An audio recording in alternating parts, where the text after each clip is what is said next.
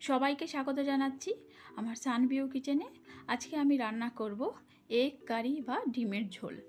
সচরাচর আমরা যেরকমভাবে ডিমের ঝোল খেয়ে থাকি, একটু অন্যরকমভাবে আমি এই রান্নাটা আজকে করে দেখাবো। আশা করছি তোমাদের ভালো লাগবে। তো তার জন্য আমি এখানে দেখো 4টে ডিমকে সেদ্ধ করে খোসা ছাড়িয়ে ধুয়ে পরিষ্কার করে নিয়েছি। এবার ডিমগুলোকে একটা একটা করে আমি এইভাবে একটু চেড়ে দেব, যাতে ডিমের ভেতরে লবণ বা মশলার ঢোকে। আমরা তো ডিমের ঝোল বা ডিমের অনেক রকমের পদ খেয়েই থাকি। একবার এইভাবে যদি ডিম কারি বা ডিমের ঝোল রান্না করো, তাহলে আশা করছি খুব ভালো লাগবে।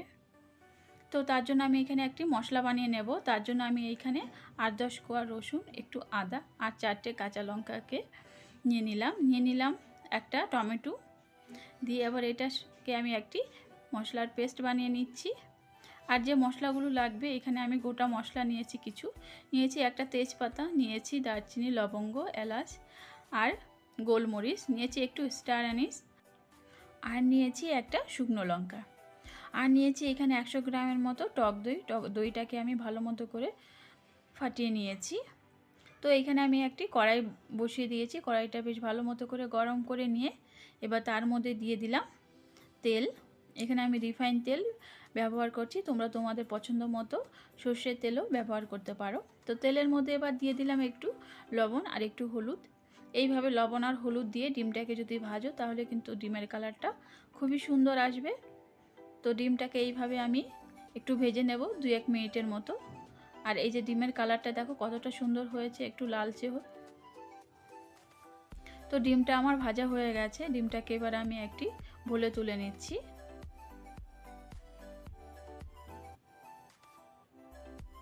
এবার যে তেলটা বাকি আছে, এই তেলের মধ্যে আমি সমস্ত গোটা মশলাটাকে ফোড়নে দিয়ে দিলাম। মশলাটা একটু লালচে হওয়া অবধি অপেক্ষা করব। এবার এর মধ্যে দিয়ে দিচ্ছি একটি মিডিয়াম সাইজের পেঁয়াজকে কুচো করে। পেঁয়াজটাকে বেশ ভালো মতো করে লালচে করে একটু ভেজে নেব।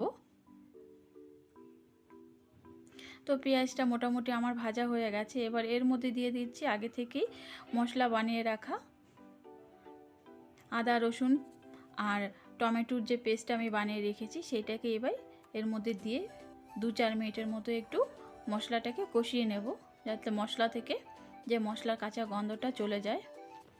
এবার এর মধ্যে আমি সমস্ত গুঁড়ো মশলাগুলোকে অ্যাড করব। দিয়ে দেব 1 চামচের মতো লবণ, দিয়ে দিচ্ছি 1 চামচের মতো ধনিয়ার গুঁড়ো, 1/2 চামচের মতো লঙ্কার গুঁড়ো আর 1/2 চামচের মতো হলুদের গুঁড়ো। সমস্ত মশলাগুলোকে দিয়ে এবার ভালো মতো করে মশলাটা আমি মিশিয়ে নিচ্ছি। এবার এর মধ্যে অ্যাড করব আমি টক দই, আর দিয়ে দিচ্ছি একটু অল্প পরিমাণ জল। দিয়ে বেশ ভালো মতো করে মশলার সঙ্গে দইটাকে আমি মিশিয়ে দেব। দইটাকেও আমি 2-3 মিনিটের মতো একটু কষিয়ে নেব মশলার সঙ্গে। তো এই যে মশলাটা প্রায় আমার কষানো কমপ্লিট হয়ে গেছে। দইটাও জলটা একদম শুকিয়ে গেছে আর মশলা থেকে তেল ছেড়ে দিয়েছে।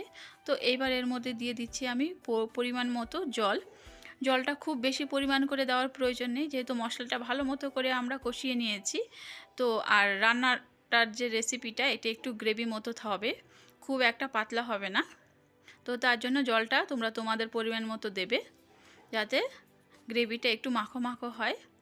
তো ডিমটাকে দিয়ে এবার আর 2-3 মিনিটের মতো আমি এই ঝোলটাকে ফুটিয়ে নেব, যাতে গ্রেভিটা গাঢ় হয়ে যায়।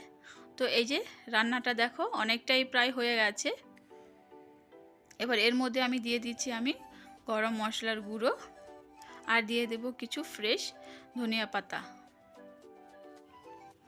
এবার ভালো মতো করে নেড়ে নিলেই রেডি হয়ে যাবে আমাদের ডিমের ঝোল বা এগ কারি।